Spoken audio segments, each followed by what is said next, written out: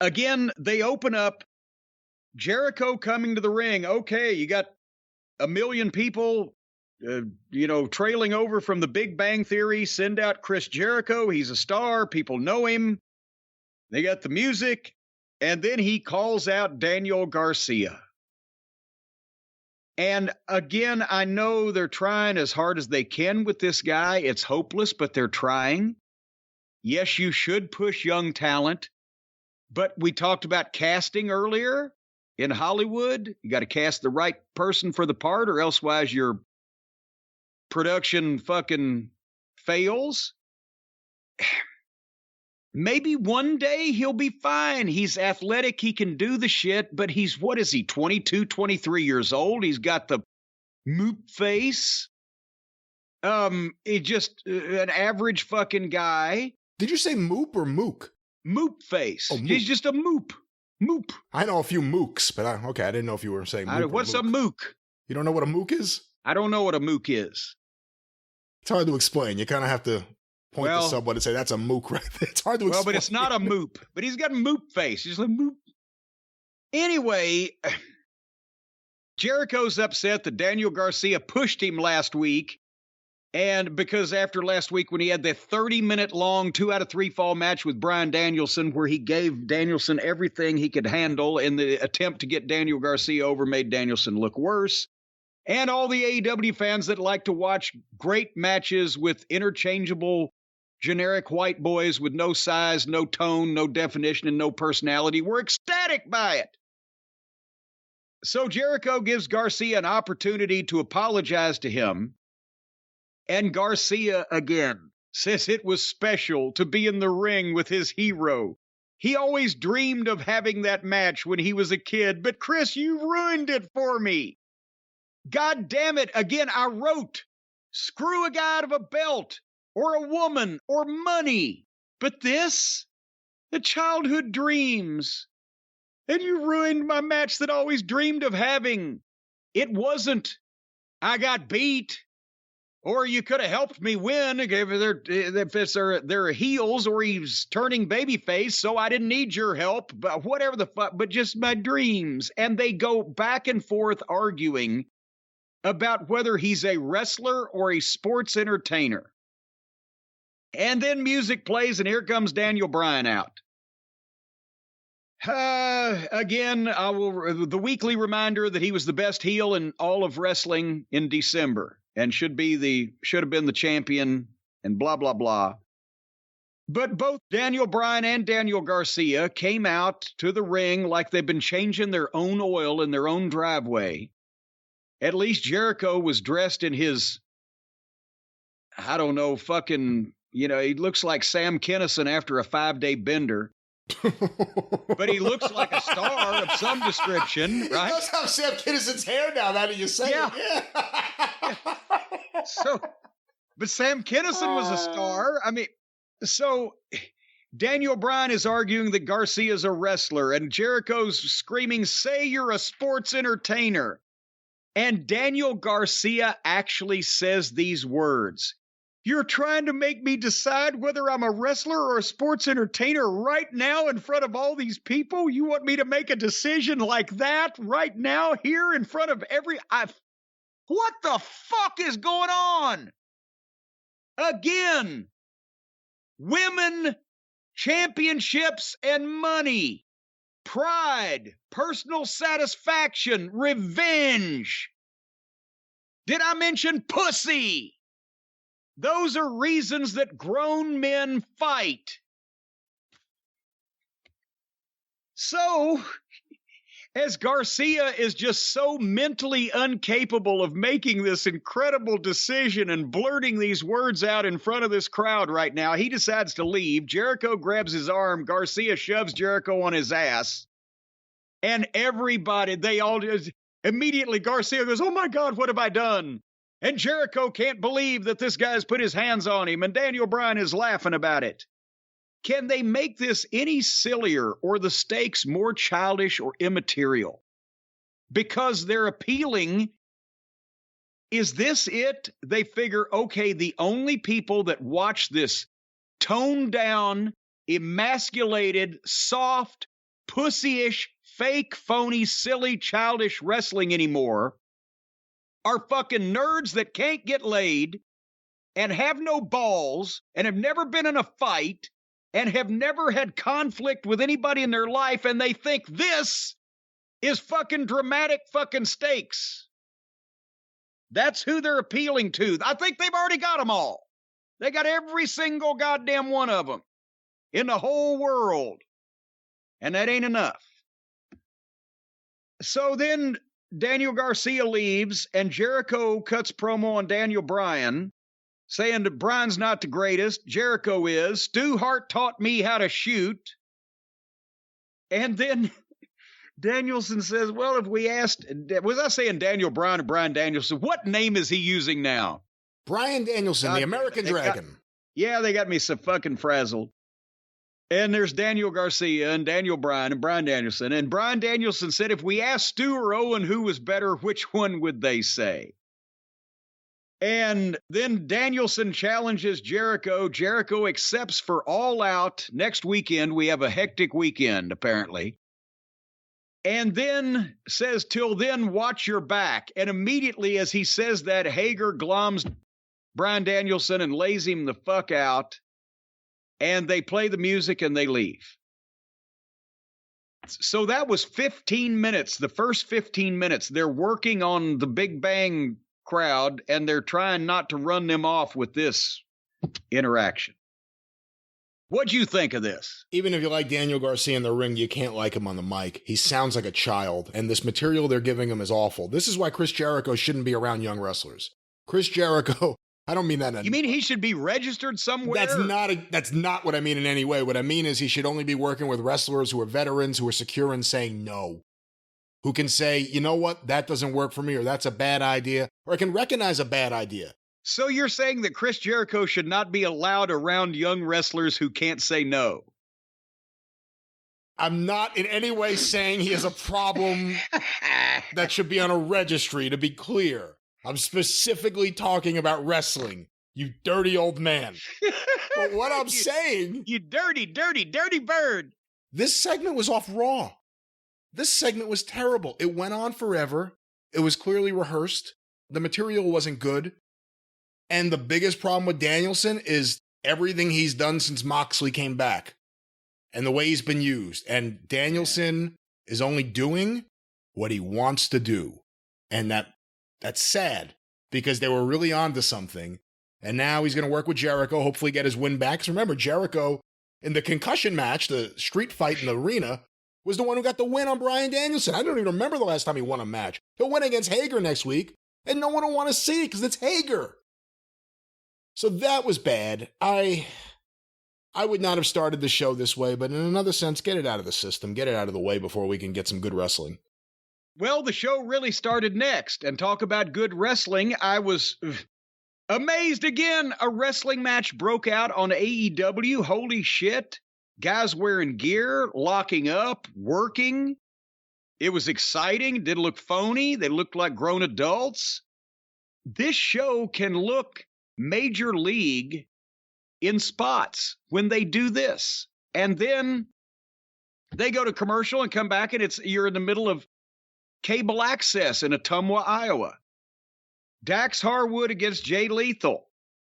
Now, of course, the drawback to this is that, again, they penalize Dax for being able to outwork everybody on the fucking roster and for being a great worker by having him come in as a member of a tag team and do a job in a single match, which wouldn't be bad. No shame in getting beat by Jay Lethal, or at least there didn't used to be. But Jay's another guy that came in and lost, his first 3 or 4 matches on television? Did the mascot beat him too? Did he do a job to Pockets? I put that out of my mind. I think so, yeah. So then what you do is when you mismanage the guy when they first see him, and then you realize what you've done, like Tony has, and he's made a mistake and he wants to push him. Now he starts giving him wins. That means that Dax Harwood and Jay Lethal just had a better wrestling match than anything else on this episode of Dynamite, or probably in the last several weeks. But all it proved was that Dax can't even beat a guy that couldn't beat the company mascot. It doesn't help. It doesn't help Jay. It hurts Dax because Jay's already fucking buried because he got beat by the goddamn joke wrestler. And everybody else when he first came in. What did he do? Suddenly take a correspondence course in wrestling and now he can win his matches? There's no plan ahead of time. There's no coherent thought and process going into these guys. He jobs them because he doesn't have room at the time he debuts them, then don't debut them. And then later on, when everybody's going, well, yeah, that guy's great, we ought to do something with him. Then the guy starts winning after he's done a job for every low-level fucking preliminary joke in the company, of which the standout of that is our little dog Pockets, the biggest joke in the history of wrestling. Once he has beaten you, then only the AEW audience that's already there is going to take you seriously, because to everybody else that's ever watched wrestling, you're going to be a piece of shit. A piece of shit that got beat by a joke. That's not the way to start off a push on national television. So having said that, at least they gave us a good match. Hard chop, stiff work, great pace. They broke it up with a break after only 3 minutes in. They could have broken that goddamn dismal, non-ending interview up with a few breaks. I wouldn't have minded. But there was no way to critique this because there was nothing wrong with it. It was back and forth action. You could just enjoy watching two actual serious professionals. Dax hit that great slingshot power bomb. The fans were rocking and rolling with it. They react to wrestling. It's not like all they'll cheer for is the joke shit and the fucking glorified lucha shit that all the rest of the trampolinists do. These people will react to wrestling. Everybody does. When they sit and watch it and it's good, you get into it. They don't have enough people that can do it because they chose their roster unwisely. Multiple counters, false finishes. The fans were standing and clapping. And then finally, Jay gets a reverse roll up. Dax has an out. Jay grabbed the handful of trunks. 1, 2, 3.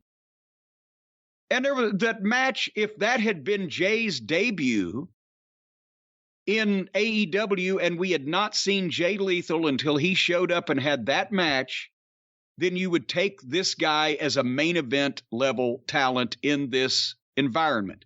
But since he's been there and been beaten, did a job to Pockets, been given Sanjay a manager and the fucking Zippy the Giant Pinhead, and it's been, that don't work. And then they do an interview, and Sanjay announces that, remember, he said that he would give FTR, and I think their buddy, I think the way he phrased it, a 6-man tag. It's not going to be against Lethal and Dutt and Zippy the Giant Pinhead. It's going to be Lethal and Alex Shelley and Chris Sabin, the Motor City Machine Guns.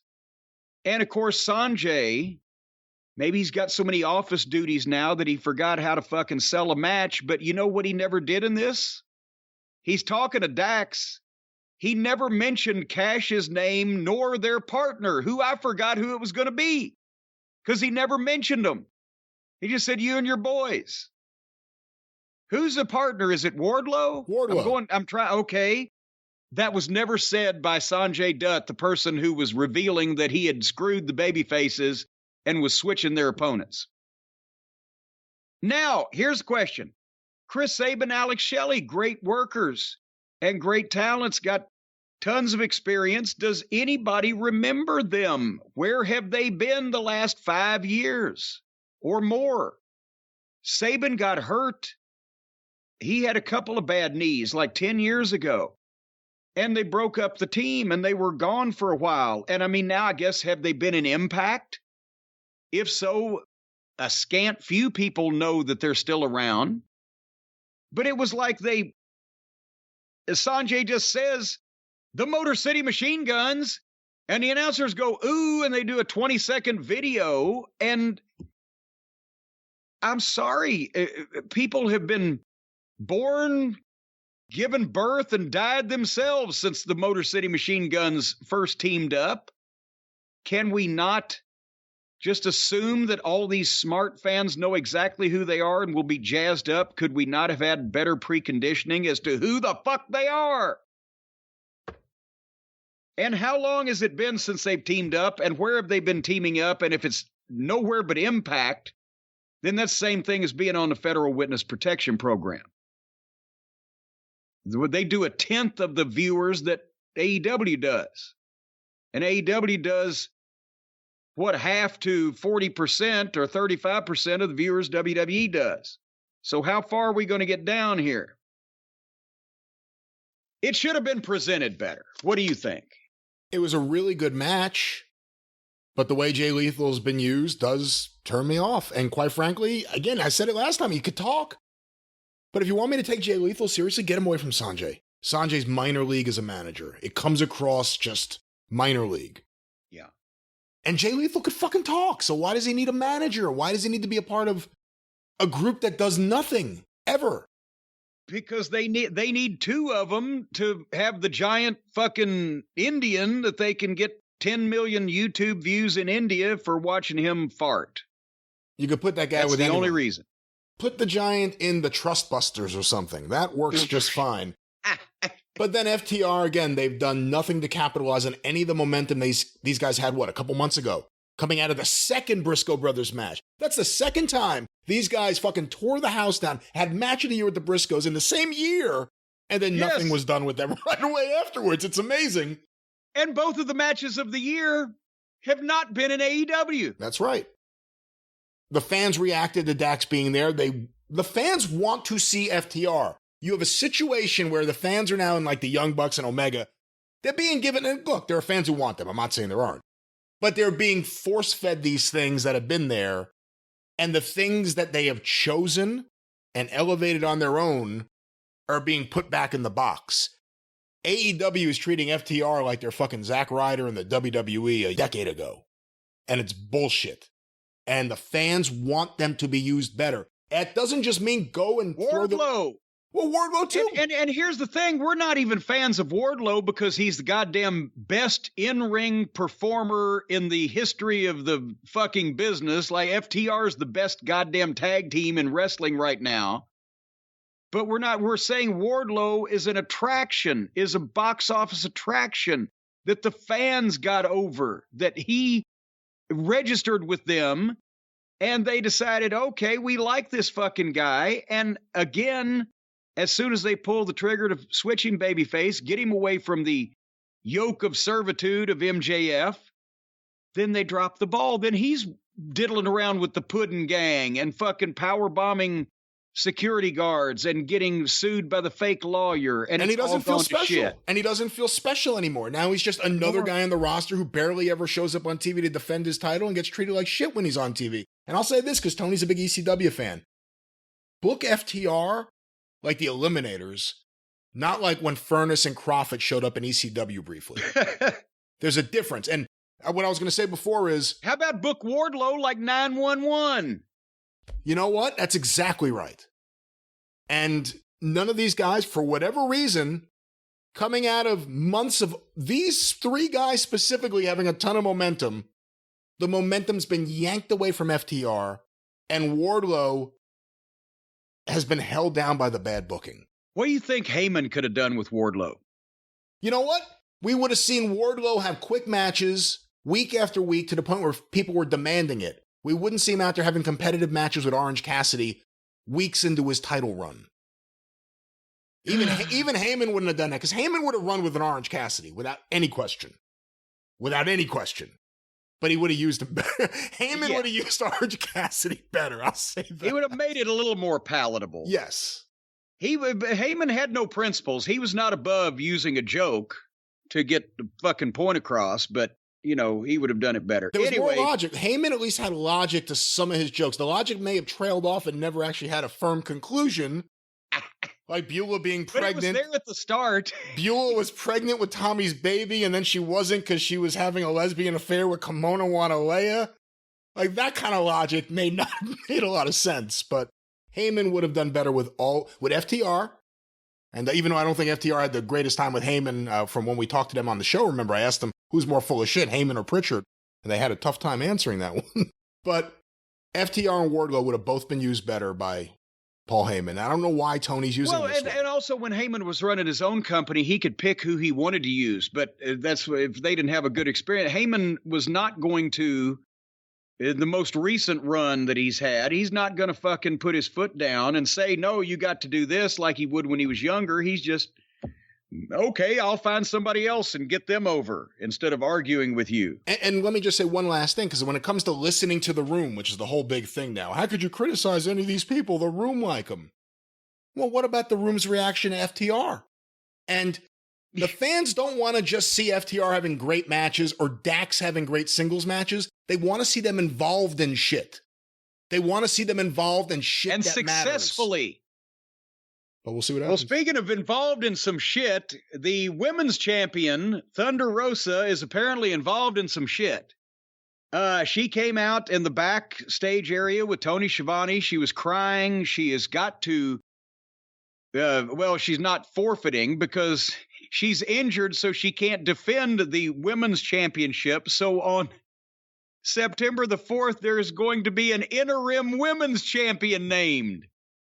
Good God, are they going to fire now up to where there's another shoot between the interim champion and the fucking real champion, but on the women's side this time? Coincidentally, she has also quit all of her social media at the same time as she came out crying, saying that she couldn't defend the title, but she's not giving the title up, and they're just naming an interim champion. So, I don't know why she was crying. She lost her smile. She's still the champion. Nobody has taken anything away from her. She's injured, but instead of forcing her to defend or forfeit the title, they're saying, okay, you keep it and we'll just name an interim champion while you're gone. So where's the fucking crying coming in? But she cried and then she's also quit social media. What the fuck's going on here? Well, first of all, let me just say as a commentary, please, God, no more interim champions, no more fucking tournaments. Enough. I can't deal with any more of this. There's lots of things people are saying. There are people that are saying Thunder Rosa's pulling a Shawn Michaels. Thunder Rosa's denying that. Let's just make sure we state that. There are people saying that there is nuclear heat. There are people involved in the company saying there's nuclear heat between Britt Baker and Thunder Rosa. I think the word with the phrase was mortal enemies, was it not? Well, remember, Thunder Rosa had the issue with Marina Shafir, who's friends with Britt Baker. She broke Jamie Hayter's nose in a match a couple weeks ago. Not on purpose. Not on purpose. Allegedly. But, you do start reevaluating some of the stories about Thunder Rosa and alleged incidents in the ring with various people in AEW. Not to say it's right or wrong, but when you hear more and more stories, you do start thinking about them. I don't know if there's a Thunder Rosa problem or if it's just she's having a problem with everyone else. But again, this women's division is a fucking mess. You have a champion who apparently they're having a problem. She can't do business with Britt Baker. The biggest star in the division and the champion hate each other. AEW is a fucking disaster right now in the back, and Kenny Omega's doing nothing for this women's division that helps. They had Sheeta run out later on. The fans sat on their fucking hands. But I don't know. There are stories, and I'm sure you may have heard some. And again, Thunder Rosa, it's fair to say she's denying a lot of it. She's saying it's not true, maybe a better way of saying it. But there are stories coming out of AEW about locker room issues between various women. Various camps, I guess, in certain cases, but various women. Well, at least we don't have to worry about a women's match coming up next. We get to see a father beat his son. Oh, boy. So now they've put the Guns in position where the kids have turned on Billy, their father, and the Acclaimed is now accompanying Billy Gunn to fight his sons who are, I guess, on the side of evil or whatever the fuck. And they're actually doing a father versus son match on free TV and prefacing it with rapping and scissoring and everybody laughing and having a fun time. So they didn't even go in this like, there was no words like, I can't believe I've got to fight my son, but I've got to teach him a lesson. It's now or never. I've got to break him of this attitude he's got, or elsewise he and Austin are going to fuck their lives up. And then them saying, well, he cared more about the Acclaim than he did about us. No, they're just going to put the match in. Caster comes out rapping, and then they scissor. But since I ain't going to talk about the match for very long, you want to give me a beat, Bryan? Oh, hold on. I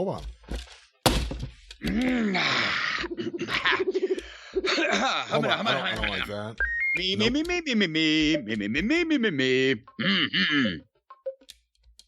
There you go. Yeah, keep it going. Yo, listen. The gun club just turned into a stupid problem. Yo, Billy, I'm thinking you should have used a condom. Y'all about to get a savage beating so bad they gonna call another talent meeting. You little jerks get no respect. We gonna wipe you out like Biden did student debt. Your whole life is a bad choice. You're not tough guys. You're just ass boys. Yo, listen. That was the rap. And it sounded about the same on television. You know, what you just said was really brilliant because I couldn't watch this match. I was really uncomfortable. And I know it's weird because I know it's at work. But I don't know, seeing the dad against his son, it was a little weird here. But if Billy Gunn had said anything you just said before, it would have made it a lot more palatable to me. I'm going to teach him a lesson. I have to do this. There's a public spanking, whatever it is. They had a match where Billy dominated because he's bigger and more experienced, and then the kid got a little in, but then when Billy really hit him with something, he was like, oh shit, what have I done to my son? And then they're heels and they fuck him. But again, I watched it like a practice match to see how Colton's coming along. And once again, imagine this. They worked. They didn't do anything stupid in terms of their actual match, just the finish and the idea of having the match. It got over with the people. Colton's got great body language. Billy's amazing for his age. Austin, I think, is the gun that I'm going to keep my eye on.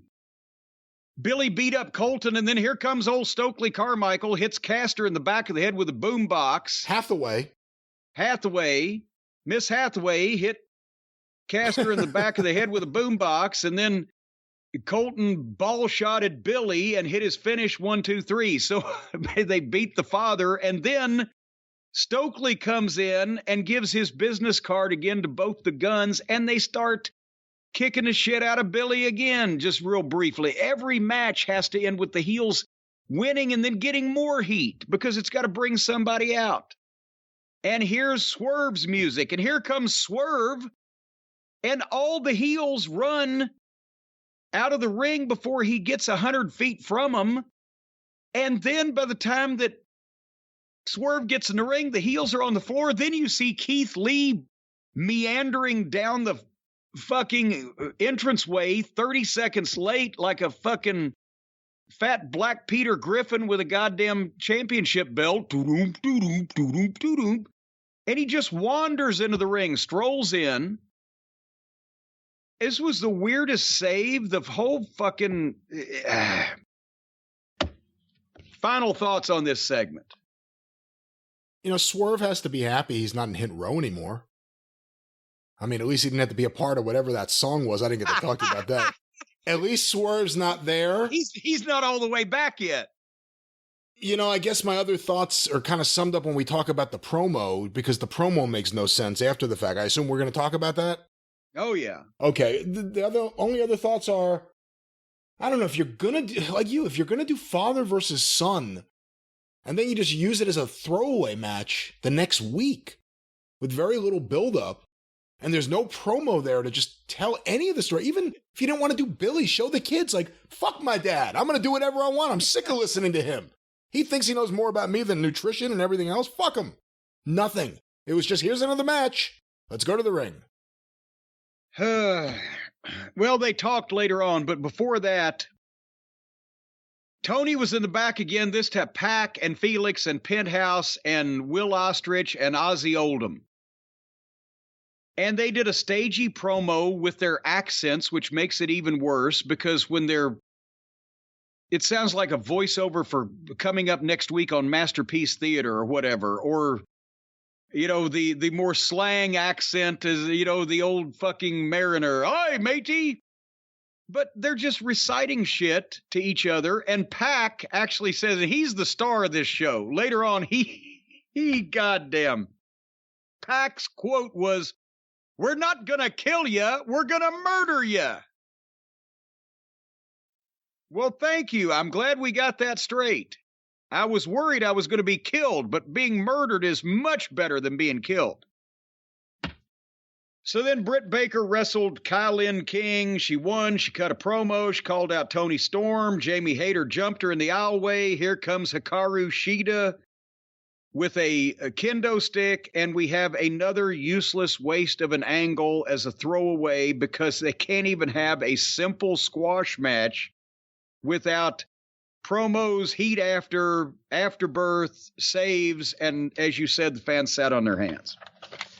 Then Britt Baker got booed more than I've heard her in a while. Is it just because they're in Cleveland and Pittsburgh and Cleveland hate each other, or is there something else? Possibly, either that or they just were ready to get the fuck out of this building at this point. But no one reacted to Shida. They played her music, and you could go back and watch. The fans are sitting there. They don't even move.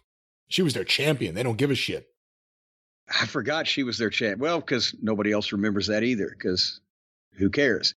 So then Swerve and Lee were in the back with the Acclaimed, and I think I come up with the thing. They remember they said that they were thinking about at one point making Edge a mute. He couldn't speak. They should have given that gimmick to Keith Lee. I don't know. He and Harpo could get together and do a promo that you could set to music. That lilting sing-song. And he remember when Keith Lee, after he left the WWF, he said, well, they didn't like the way I spoke. You think? No fucking wonder. Now that we get to hear it every goddamn week, practically. Jesus Christ, I'm surprised Vince didn't fucking show him the door personally. Here, let me help carry your bags, you big fat piece of shit. At least King Kong Bundy. Personally, he couldn't whip cream with an outboard motor in the way of wrestling, but goddamn, he sounded like he would bring thunder and lightning down on you. Keith Lee sounds like a goddamn parakeet. So they're going to have a title match with the Acclaimed. The AEW World Tag Team title will be defended by Keith Lee and Swerve Strickland against the Acclaimed instead of by the Hardley Boys against FTR. Thank goodness we didn't have to worry about one Hardley Boys match ever in history actually being interesting. How about this fucking logic? We saved you guys because we want to wrestle you healthy. Yeah. Because we've decided this. There had to be a better way to build up a match with the Acclaimed finally getting a tag title shot. But speaking of the title, so last week on the program, we had that rather heated exchange between Punk and Moxley, and then it came out and got in a fight again, and we forgot to mention that that they had announced toward the end of the program last week, fuck it, we ain't going to wait for the pay-per-view where you might have to pay to see this. We're going to put the interim title versus the real title on the line between Moxley and Punk next week on free television. And everybody at that point thought, what is the matter with these people? And we did too, because why would you give that away? Except it's not like anybody wanted to see it anyway. We've talked about the fact that this was botched horribly when Tony decided to put the belt on Moxley, the interim title, when Punk was out. It should have been a heel. It should have been the hottest heel you could get that could crow and fucking brag the whole time that Punk was gone and take advantage of people so that Punk would have a dragon to slay, a wrong to right, a hill to climb, something to come back for and triumph, that people would universally be on his side rather than a split audience, dueling chants like they had here in this match. Let's go Moxley, CM Punk. Some of these idiots were actually saying all the words together. Let's go Moxley, CM Punk.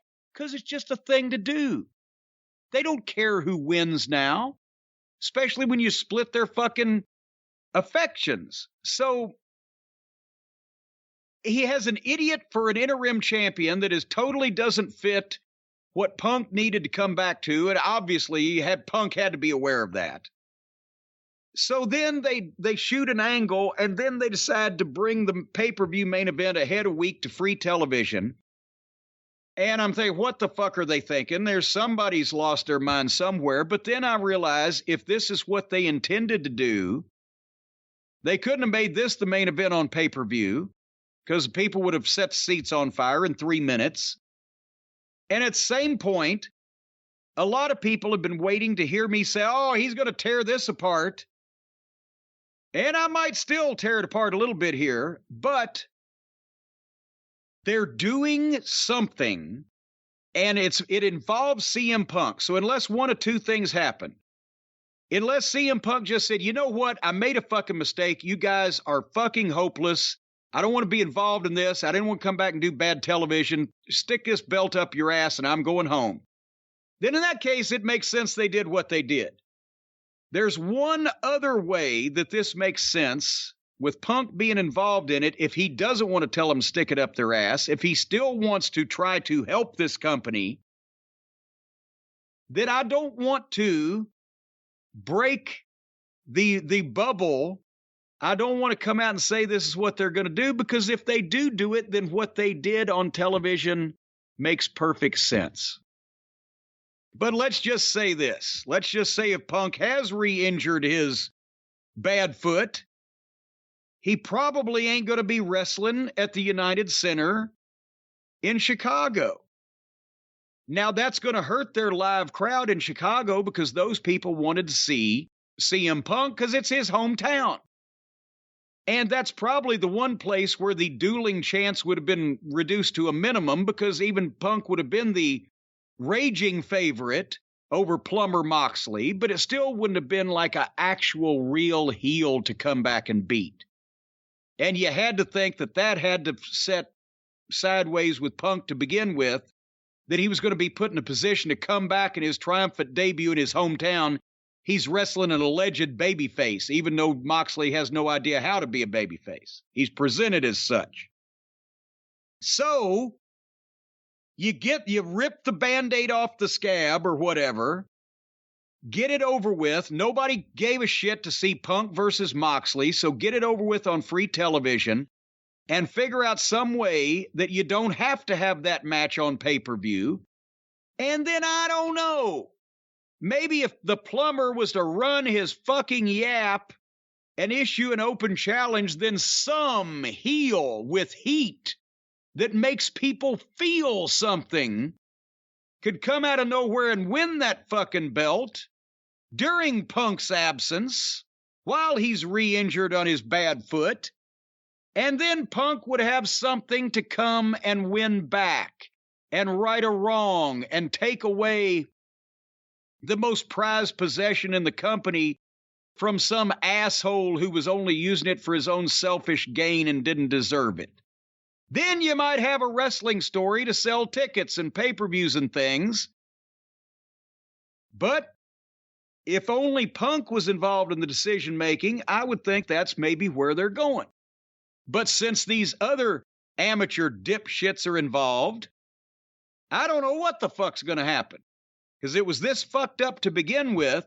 So there's what we think. Either Punk said, you know what, fuck it, I've tried, you people aren't worth it. I can't teach you anything. You're going to run this thing into the ground. I'm going home. Or he said, you know what? You have fucked this up massively, and we need to take control over it somehow. And if we have to piss people in Chicago off, Mama says it bees that way sometimes for the sake of the future. Because otherwise, this made no sense. For the people who've been living under a rock, they have the interim title versus title match. They introduce Moxley and Punk. They lock up. Moxley gets a little on Punk. Punk gets a little on Moxley. Punk goes to throw a roundhouse kick, sells his left foot, which was the one that he injured, I guess, and got operated on, goes down. Moxley sees what's happening. Punk staggers to his feet. Moxley clotheslines him, gets on top of him and hits those shitty, phony, stupid-looking elbows. But apparently, even though they look bad, they also hurt because at one point, Punk had to get his hand in there like, you fucking idiot. You just hit me in the jaw. And then Moxley gave Punk 2 of his double arm. Are they suplexes? Are they DDTs? They started out as a DDT. Then he puts Minoru Suzuki down like a Fabergé egg. This was kind of in the middle. And 1, 2, 3 in 3 minutes. And the Twitter blew up. And it's like, what is this, the end of the company? This is ridiculous. What are they fucking doing?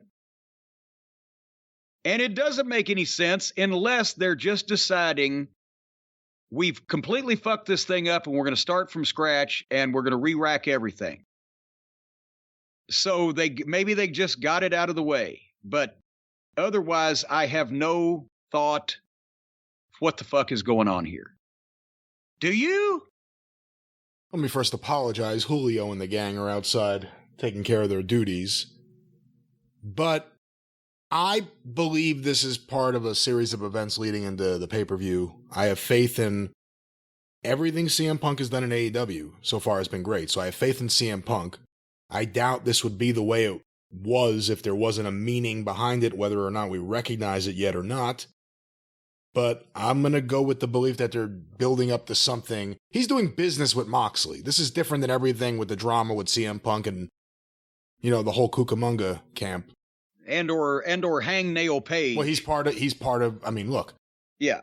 He wasn't around here the other night, was he? No, he wasn't there. Who knows if he's suspended? But, you know, it's Omega, the Bucks, Adam Page, Excalibur, and various flunkies all over the place who got jobs for no good reason. That's the group. CM Punk's not really dealing with that. He's dealing with Moxley. He's friends with Moxley's wife. I'm sure CM Punk was doing business here. Whether or not this was the right thing or the right way to use CM Punk, I guess time will tell. I am dead against the way Jon Moxley's used. I know they have fans who like him. And I've brought this up before. It's ironic that CM Punk comes out the cult of personality because Jon Moxley's really the one who capitalizes on there being a cult of personality because his work in the ring ain't good. I'm sorry. There's no excuse. People are going to go, oh, I like his matches. They're not good. The blows, whether it's the punches, which we saw in the brawl with CM Punk, or the elbows, which we've seen over and over and over again, look like shit. And if they're hurting the guy too, there's a double negative. And his promos just, they come across to me as phony baloney, to use a Roddy Piper phrase. They come across to me, or actually I think that was Tony Clifton I'm thinking of. It comes across to me as just, I don't believe him. I don't believe in Jon Moxley, and he does the fucking Bez walk from Happy Mondays. I don't believe in him, and I know they have a lot of fans who really like him, and they were chanting for him and Punk, and like you said, the same people were chanting both, which is, if there's any example of what the modern wrestling fan who goes to AEW is like, that's the perfect example right there, the fan chanting both. But I'm not a big fan of Moxley as the world champion, but I think this all has to be building to something more than likely at the pay-per-view, I would imagine. We shall hope. But then before we get to the main event of and where did Regal go? Regal walked in. They showed Moxley. This time when he was walking in the bowels of the building, Regal was next to him. And then by the time Moxley got out there, Regal was gone. Where did he go? He got lost in the parking lot when Moxley had to go outside so he could come back in. Maybe he got picked up by an Uber. I'm not sure. He's my least favorite wrestler in wrestling right now because he's all over the TV and his matches are always terrible and his personality I just don't think, I know a lot of people like him, but I don't get it with Moxley at all. At all. Well, moving along quickly, which was more than I can say they did for us on this program, Ricky Starks had an in-ring promo. And we've waited to hear him actually get a chance to speak without being interrupted, jumped on, cut off, whatever. And at first I was a little worried because he started out, it was a little confusing. He was pouring himself into it. And it was a lot of emotion, but it was a little confusing because he was referencing multiple people and the confusing way that he's been turned on by everybody. But when he got focused on Powerhouse Hobbs, it got real good.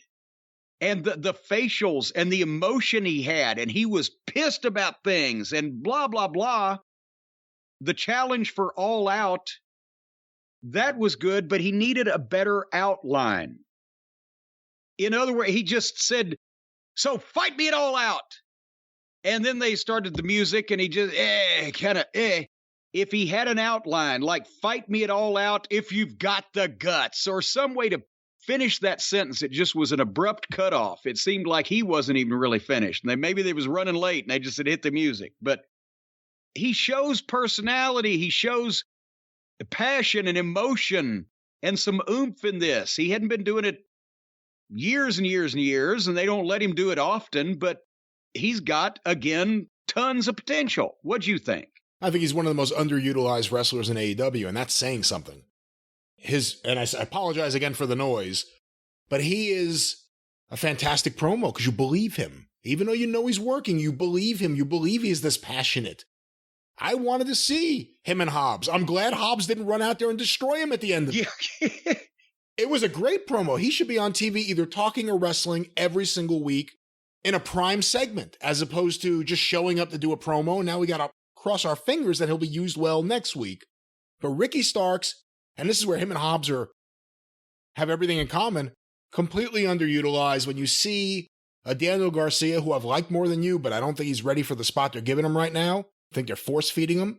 I think when you look at a Wheeler Yuta and you look at the opportunities and the ways these guys have been used, and I guess we also have to reference that there are wrestlers who chose they wanted to work with these guys. You know, Moxley and Danielson and them wanted to do stuff with Wheeler Yuta.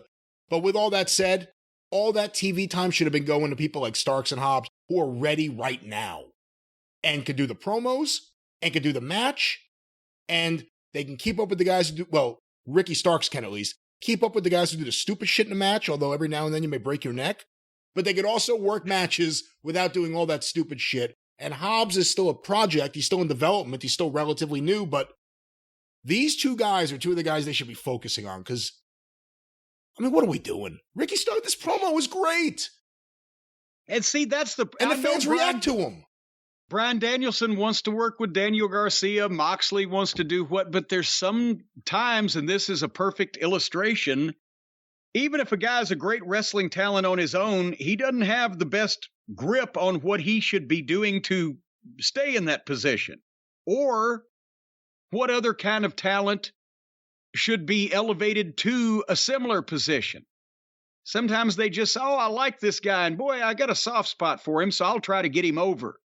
Ignoring the fact that it doesn't matter what you try to do, that particular individual at this particular time in his life ain't going to draw 15 cents in Chinese money. It's just, so anyway. I just don't think, in Tony's mind, he's doing things the right way, but I think you need to treat this TV time like it's really valuable real estate more than they are right now. They fill up too much of this TV time with shit that's irrelevant, shit that doesn't matter, shit that's really not helpful right now, when there's stuff right in front of their face that's easy to do, that people are already interested in the people involved. You could hook people.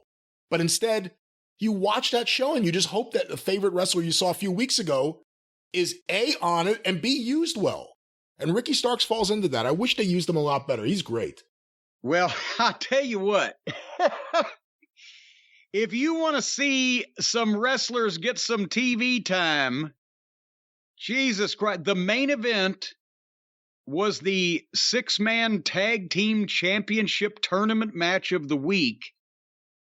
But apparently, because they had the 3-minute world title match, either they didn't want to come out and say, and we booked some standby matches.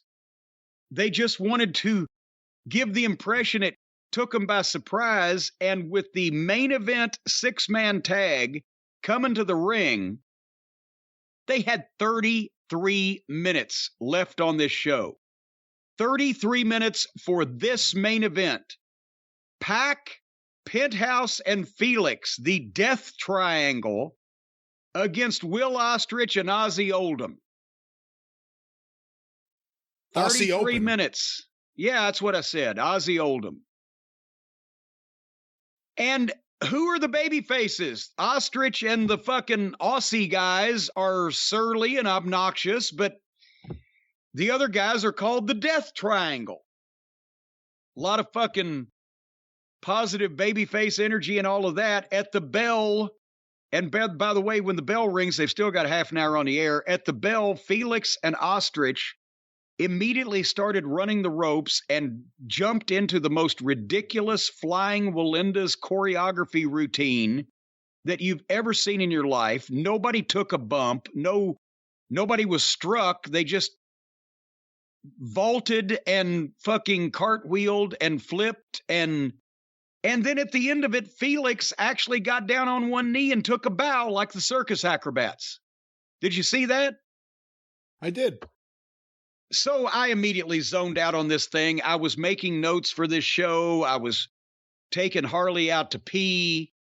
I left it running because I thought, certainly to God, maybe there'll be something after this. But no, this match lasted 30 minutes. None of it made a lick of sense. It was the most offensive, silly, cartwheeling choreography you've ever seen. No heel, no babyface, no logic, no flow. They just did moves to each other over and over. No rules were adhered to. The work was the shits. There isn't one fucker in this match that I would not have kicked out of Ohio Valley Wrestling because they weren't ready to attend wrestling school, because it doesn't look like they ever went to wrestling school. They trained as competitive cheerleaders and watched video games. That's how these guys prepared to become professional wrestlers. And like I said, nothing made any sense. At one point, Ostrich and Pac did 18 things in a row to each other, and neither one of them sold any of them until they were all done, and then both of them just laid there and milked a double countout. And at one point, Jim Ross blurted out, he just made his own comeback. Like they'd get heat on a guy, and then the guy would fucking make his own comeback and bump 2 or 3 of the opponents and then tag out to his partner, who then had a fucking handful of shit in his hand. I mean, the only baby faces that I've seen be able to get away with half-ass making their own comebacks were Dusty Rhodes and Jerry Lawler, and the way that they did it, they started their own comeback and then tagged the partner to continue it, and it was still flat on the partner, but they were the stars. But this was a goddamn abortion. And the biggest thing, we're almost done with it. Don't worry, folks. I didn't watch any of this actual fucking match to critique it as a match because of the obvious reasons I just mentioned. But AEW Botches on Twitter tweeted this out with a shot clock. Oh, I saw this. You saw the, okay. Yeah. So Aussie Oldham, the tag team from Australia, they take a bump out on the floor, and Aussie Pac. Open? And Yes. Aussie, whatever. We've talked about Pac. He looks like a badass. He's got a great physique. You can tell he's a good athlete. And if he had a lick of sense in his brain, if he had a brain and knew how to work, he'd be a star. But instead, he keeps trying to do all the flips and the fucking gymnastics, and he can't. He takes 30 seconds every time to get up on the top rope or get ready for the jump or get ready for the move. And he does all this screwy shit in the middle of his matches that just kill him. So in this one, Aussie Oldham, they to both take the bump out on the floor around the ring post, and Pac climbs to the top rope with his back to them on the floor and tries to stand up on the top turnbuckle and or the ring post and do a backflip off. And AEW Botches, like I said, took the clip and put a shot clock on it. And from the time that the guys bumped and rolled out on the floor and Pac got up on the top rope to the time that he was actually able to steady himself and jump off of it, 28 seconds. He couldn't stand up. He couldn't get it. And these two morons were still back there by the time that he actually did do the flip. And wouldn't you know, he landed on them. They caught him. They stood there and fucking caught him after 30 seconds of standing up. I guarantee you not one wrestler in the territories would have still even been on the floor. They would have already been back in the ring looking at him face to face going, you missed your chance, Jack. You're not going to make me look like a fucking fake idiot because you can't do the shit that you call. So fuck you, I'm over here. Get down, and we're going to start working again. But no, these two morons stood there and waited on him. And you know what? They probably had to, because they knew he'd kill himself if they didn't, because all the time he was trying to stand up on that thing and jump off of it, he never looked back there to see if they were still there or not. So it was a trust fall. It was a trust flip. Oh, God. So Pac, at this point, we can pretty much tell is hopeless. If anybody's telling him where he's fucking up, he's not listening to him. That means he's an idiot. If he can't watch his own matches and see where he's fucking up, then he's an idiot. And every match he has is an expose of something. And people on Twitter were like, well, it was the camera's fault. They should have cut off of him so you wouldn't see that long setup. What were they going to cut to? A Mighty Mouse cartoon? You've got two guys down there on the referee floor counting, standing there waiting to catch this guy that ain't in a hurry to go anywhere. You've got a referee actually just standing there waving his arms and trying not to count, because they would have been counted out 3 times if he'd been counting. And nobody else in the match was doing any fucking thing. So what were they supposed to shoot? Here's an idea. Get wrestlers that aren't embarrassing and can do the shit that they try to do. Then you can shoot it. You don't have to worry about it. So that was that. And again, it was a rotten program with one great wrestling match, Dax versus Jay Lethal, and a real good promo, and a shitty main event that would not end. And hold on, is that the main event, or is the Punk Moxley? That was the main event. Well, Punk Moxley's the main event. Well, Punk Moxley was over in 3 minutes at 9:05 EST. I'm talking about the last match on the program. That was it.